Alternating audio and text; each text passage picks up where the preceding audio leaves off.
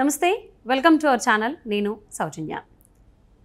జగన్మోహన్ రెడ్డిపై గులకరాయి కేసులో ట్విస్ట్ చోటు చేసుకుంది. సో ఆ గులకరాయి విసిరింది ఒక మైనర్ బాలుడని ఇంకొంతమంది కూడా ఆయనతో పాటు ఉన్నారని ఒక వార్తా కథనాలు సోషల్ మీడియాలో వైరల్ అవుతున్నాయి. ఈ అంశానికి సంబంధించి మనతో మాట్లాడడానికి ఈరోజు మనతో పాటు ఉన్నారు టీటీడీపీ స్పోక్స్ పర్సన్ సూర్యదేవలత గారు ఉన్నారు. వారితో మాట్లాడదాం. నమస్తే అండి. నమస్తే. జగన్పై గులకరాయి విసిరింది ఒక మైనర్ బాలుడని, ఆయనతో పాటు ఇంకొంతమంది కూడా ఉన్నారు అని చెప్పేసి ఒక కొత్త ట్విస్ట్ వచ్చింది ఈ కేసులో. సో దీని గురించి మీరేమంటారు? ఏంటి?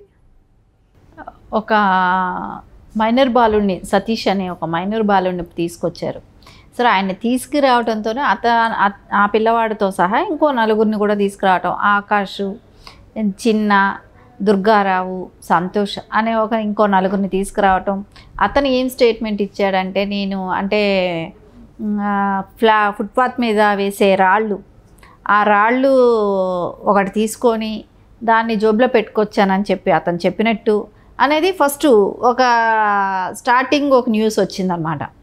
తర్వాత వచ్చిన న్యూస్, అతన్ని పోలీస్ స్టేషన్కి తీసుకెళ్ళి ఇంట్రాగేషన్ స్టార్ట్ చేసినప్పుడు అతనేం చెప్తున్నాడంటే, నాకు ఒక క్వార్టర్ బాటిల్ 350 రూపాయలు డబ్బు ఇస్తానని చెప్పి తీసుకొచ్చారన్నట్టు అక్కడికి. వాళ్ళు ఓన్లీ లిక్కర్ బాటిల్ ఒకటి చేతికి ఇచ్చి డబ్బులు ఇవ్వకుండా ఉన్నట్టు. సో ఇవ్వలేదనే కోపంతో నేను రాయి విసిరానని చెప్పటం. సో ఇవన్నీ చూస్తూ ఉంటే అసలు ఎక్కడ ఏది కూడా సింక్ అవ్వట్లా. సరే, అతనికి ఓన్లీ 350 రూపాయల కోసం కొడతాడా అని అంటే అది నమ్మశక్యం కానమాట.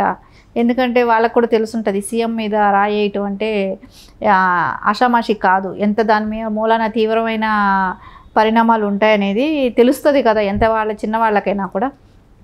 అది కూడా కరెక్ట్ షాట్ పెట్టి అట్లా కొట్టడమే కానివ్వండి, ఆ ఒక్క రాయి వెళ్ళి ఇద్దరికి తగిలిందని చెప్పి వాళ్ళు చెప్పటమే కానివ్వండి, ఇద్దరు పెద్ద పెద్ద బ్యాండేజ్లు వేసుకున్న తీవ్రతను చూస్తే మనకు, అంటే బ్యాండేజ్లు పెద్దవి కానీ ఆ రాయి పడిన తీవ్రత చూస్తే ఇద్దరికి తగిలింది. ఇద్దరు ఎలా తగులుతుంది? జనరల్గా అయితే ఒక రాయితో కొట్టినప్పుడు ఒకళ్ళకి తగిలి కింద పడిపోయే ఆస్కారం ఉంటుంది. కానీ అది ఇద్దరికి తగిలింది అంటమే కానివ్వండి, ఆ తగిలినప్పుడేమో ఆయన అక్కడ సిట్టింగ్ ఎమ్మెల్యే, ఇప్పుడు కంటెస్ట్ అయిపోయే ఎమ్మెల్యే క్యాండిడేట్, ఆయనేమో ఏమీ చెప్పలేదు ఫస్ట్ తగిలినప్పుడు. తర్వాత చూస్తే నెక్స్ట్ డే మార్నింగ్ అంతా పెద్ద బ్యాండేజ్ కన్ను మీద మొత్తం వేసేశారు.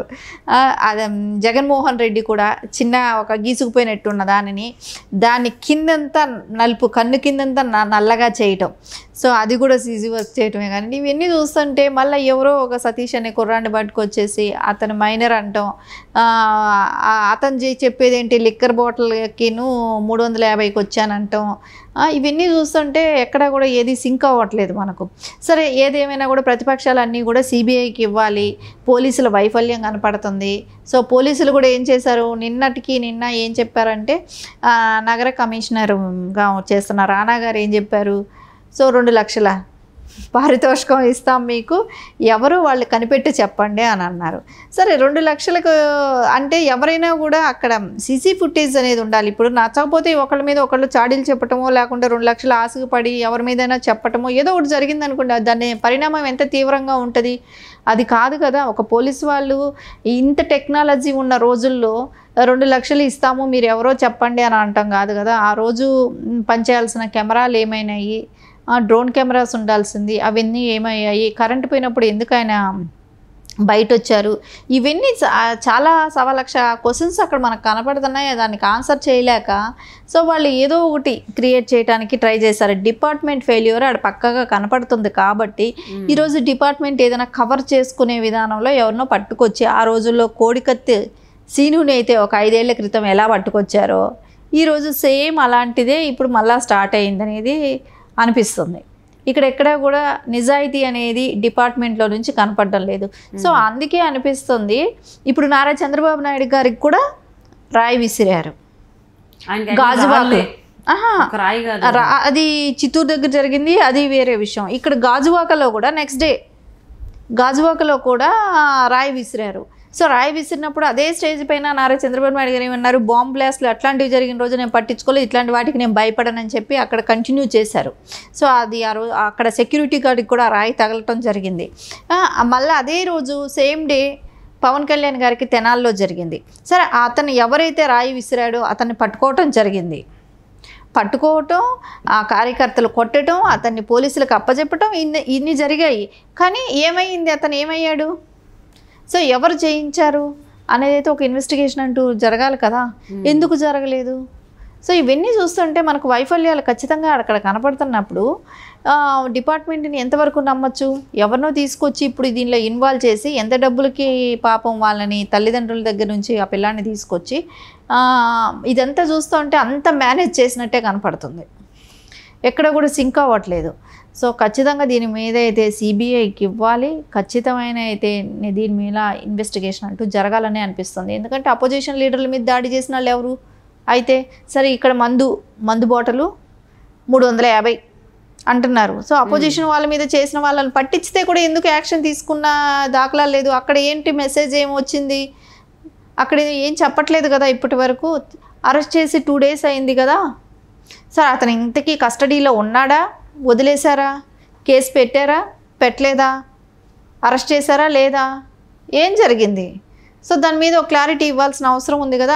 అంటే అపోజిషన్ నాయకుల మీద పడినప్పుడు అది రాళ్ళు పడితే అది పరిగణలోకి తీసుకోరా?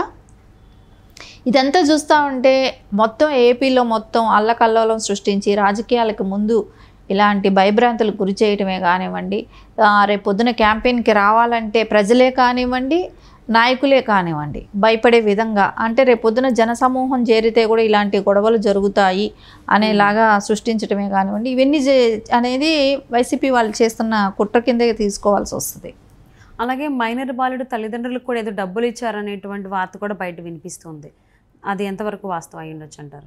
ఖచ్చితంగా మనం ఒకటి ఆలోచిస్తే ఇక్కడ ఎక్కడా కూడా ఆ పిల్లాడు సతీష్ అనే కుర్రాడు చేశాడు అనేది అయితే సింక్ అవ్వట్లేదు. అతను చెప్పిన రీజన్ కూడా కరెక్ట్గా అనిపించట్లేదు.